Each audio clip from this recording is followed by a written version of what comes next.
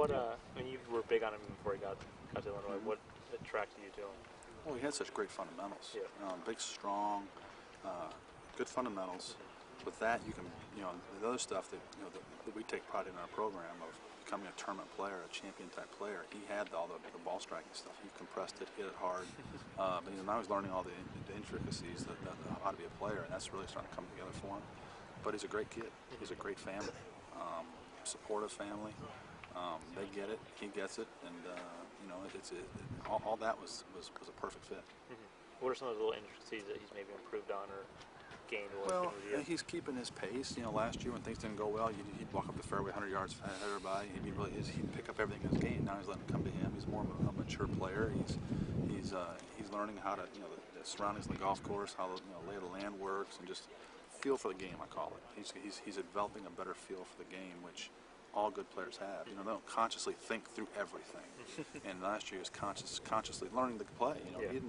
He didn't have a great record coming to school, but he was a very talented player. You could tell he was. And but he's developing a feel for the game where he's just letting it all come, and he's digesting it and figuring things out just with the with instinct. And that's what you try to teach your players, I think. Where'd you see him, or where'd you find him, or how'd that? I got an email or something, about this kid, and then I liked his video, and that's the first thing, the fundamentals, and then I go and watch him play. Watch him play at the Spirit, watch him play at the Orange Bowl and the Publix and Doral, and you develop a relationship. I mean, recruiting is all about relationships more than anything, and you'd have to ask him probably more about that, but about why he chose us, because it was his choice, it wasn't mine. I mean, everybody wanted him, but I mean, he was good. I think Texas liked him, Florida State liked him. A lot of the good programs saw him and liked him, but we just developed a strong relationship. It's one at Murfield earlier this season. What's another kind of big, hard tour golf course? Is there anything about big, hard golf course that fits him? Well, yeah, I mean, if you watch him swing at it, he's got the qualities that it takes from tee to green, and he's getting better. Like I said, he's the glue that holds everything together. He's getting better. He compresses it. He hits it hard. He's a great iron player. I mean, yesterday, I walked with him coming in yesterday. He just barely misses birdies on 15 and 16. A little frustrated. But driver hybrid into 17, 20 feet, tap in birdie, driver wedge into 18 a foot. I mean, that's just that's the modern golf. He has a modern golf swing. He's a modern type player, and I think he's learning the little stuff that the good players have to learn sometime in their life. And he's still a long way to go. He's not, believe me. I mean, he's not like he's got it already, but he's making good progress. Because last year, I didn't think he broke 70 or par until last spring as a freshman. He said that he'd struggled a little bit in the first semester and get acclimated. And then even the spring he didn't. But the Nationals he finished 20th at Carson Creek, which helped us get into match play, and that was a strong confidence boost for him. And then he played good this summer at the European Amateur, and now he's in the Palmer Cup, and I'm sure he'll be an All-American. I mean, with his record, I mean, it'd be a no-brainer. So. Then what's tomorrow like for trying to jockey for top 8? Same thing we've done all year. Same thing. We tried to win the Big Ten championship again. We won that. We, just go out and play hard every day, and you try to beat people ahead of you. We're not going to try to shoot for number 8. We're going to try to catch number 1, 2, or 3. And that's what we did at regionals. We had a young team at regionals. Last week, our first guy goes off, has struggles the first hole, makes a 10 on the first hole, and 2 freshmen behind him when his wind's blowing. Andy up, and she's 73, 75. We caught people. We finished 3rd.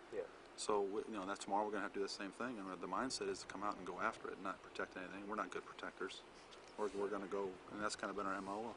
We've been a pretty good program for a number of years, and that's kind of what the mentality we like to have is go get it. Talk a little bit about Brian Campbell today. He was kind of a solid number 3 there, and pretty steady down the stretch to finish it off. Yeah, no, Brian was doubled the second hole and bogeyed his 3rd hole and made a couple adjustments and played confidently and strong all the way through the end, and it was a huge part of the day because we weren't looking very good early, and then he righted the ship, and it was a very, very big day for him. Experiences you've taken from last year and from being with Scott the year before and whatnot, how important are they in terms of trying to get you to be able to get them in the right mindset? I mean, it's just experience, but I think good coaching and experience is knowing your team. And I think every team you teach them you talk to them a little bit differently, and each player you talk a little bit to them differently. But we are who we are, and I think this last spring, this last month, 2 months, we've been learning who we are. And I think we're playing who we are, and that's the kind of golf you need to play. And not a lot can be said right now. I mean, some of the best coaching is you don't say much.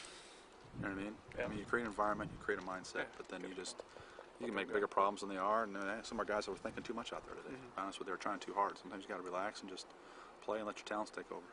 Is this a course that you like for your entire team? I mean, we've talked about Thomas, but We love it. yeah, I mean, we do love it, but Yeah. really you have no choice. that's true. I mean, you embrace it and love it and compete with it and become one with it and not fight it, not complain about it. And we're excited about it. I mean, how can you not like this place with the history and the tradition and its own little nuances and its own little characteristics and personality?